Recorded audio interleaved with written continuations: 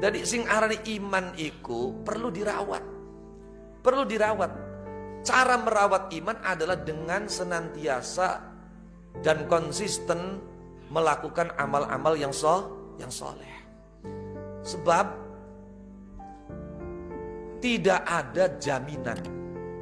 Kadang-kadang wis dirawat bega pada pe tanduran, wis dirawat ku saboru toli anak gledek gede kebakar. Siapa tahu kemudian kena hama tikus misalnya. Nah itu baru sudah dirawat. Apalagi kalau tidak dirawat. Makanya walaqad shadaqa Rasulullah sallallahu alaihi wasallam hina maqal annasu khuliqu ala tabaqatin syatta. Jare Kanjeng Nabi manusaiku digawe macam-macam. Manusia itu diciptakan bermacam-macam. Faminhum man wulida baina abawaini muslimaini wa asha musliman. Wa mata musliman. Ada orang yang lahir dalam keadaan muslim, dari kedua orang tua yang muslim, dia tumbuh sebagai muslim, mati membawa Islam. Mudah-mudahan kita semua termasuk yang ini. Ada lagi wa minhum man wulida baina abawaini muslimain wa asha musliman wa mata ghaira muslim. Na'udzubillah min dzalik. Ada orang yang lahir dari kedua orang tua yang muslim, dia tumbuh hidup sebagai muslim, tapi ketika meninggal dunia dia tidak bisa membawa Islam. Jadi bukan jaminan. Makanya harus dirawat. Saya pernah satu majelis dengan ketua PWNU Jawa Timur, Kiai Haji Marzuki Mustamar. Ketika acara di Kudus, saya mendampingi Kiai Mustafa Aqil. Itu beliau cerita, di Malang ada seorang ustadz yang biasa ngaji di musola-musola, kampung-kampung. Suatu ketika ustadz ini sakit. Dia dibawa ke rumah sakit daerah. Tapi kondisinya semakin memburuk. Akhirnya direkomendasikan oleh dokter agar dipindah ke rumah sakit non-muslim yang peralatannya lebih lengkap, lebih canggih, tenaga medisnya lebih profesional. Mungkin karena berharap kesembuhan, akhirnya ya mau saja. Tiba-tiba dirawat 1 hari 2 hari ada perubahan baik, tapi kemudian hari ketiga ngedrop lagi sampai 1 minggu. Dari sekian tim medis itu ada salah satu dokter muslim, dan kebetulan beliau adalah putra dari almarhum al-maghfurlah Kiai Haji Masduki Mahfud, Rais Syuriah PWNU Jawa Timur.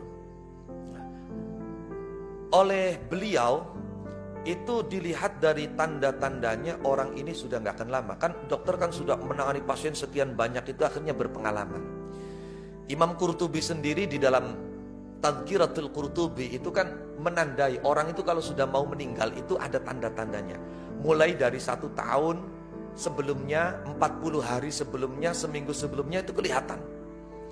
Akhirnya dokter yang muslim ini kemudian karena melihat ini tanda-tanda kematiannya sudah semakin dekat, maka dia sebagai muslim menghadapi pasien yang notabene-nya muslim, maka dia amalkan apa yang diajarkan oleh Rasulullah Muhammad sallallahu alaihi wasallam, di mana Rasulullah mengatakan laqinu mautakum la ilaha illallah.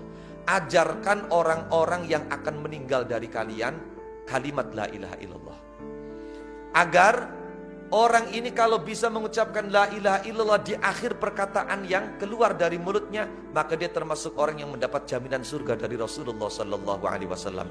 Sebagaimana Rasulullah dalam hadis mengatakan, man kana akhiru kalamihi la ilaha illallah dakhalal jannah. Barang siapa yang akhir ucapan keluar dari mulutnya adalah la ilaha illallah, masuk surga.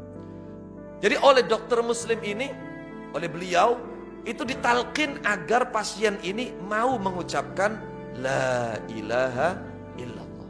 Itu subhanallah. 1 kali tidak mau ngucap, 2 kali tidak mau ngucap, yang ketiga kali malah dia menggerakkan tangan seperti orang mengucapkan haliloya. Tangan seperti ini. Na'udzubillah min dzalik wal a'yadzubillah min dzalik. Tidak lama, dalam hitungan detik mata meninggal dunia. Nah, ini contoh berarti orang yang lahir dari kedua orang tua muslim, dia tumbuh hidup sebagai muslim, tapi mati tidak bisa membawa Islam. Na'udzubillah min dzalik. Ini makanya tolong kalau ada yang sakit apa itu, kita harus pilih rumah sakitnya. Karena sedikit atau banyak, mohon maaf, salib yang terpasang di tiap kamar itu mempengaruhi memori otak orang yang sakit. Paham tidak? Setiap hari dia mau tidur, dia bangun tidur, yang dia lihat adalah salib. Sehingga ketika akan meninggal dunia, malah dia membuat gerakan salib. Na'udzubillah min dzalik, na'udzubillah. Dan ada lagi kata Nabi, wa minhum man wulida baina abawaini kafirain wa 'asha kafiran wa mata musliman. Ada orang yang lahir dari kedua orang tua yang kafir, non muslim. Dia hidup sebagai non muslim, tapi alhamdulillah hidayah Allah, sebelum meninggal dunia dia muslim. Ada.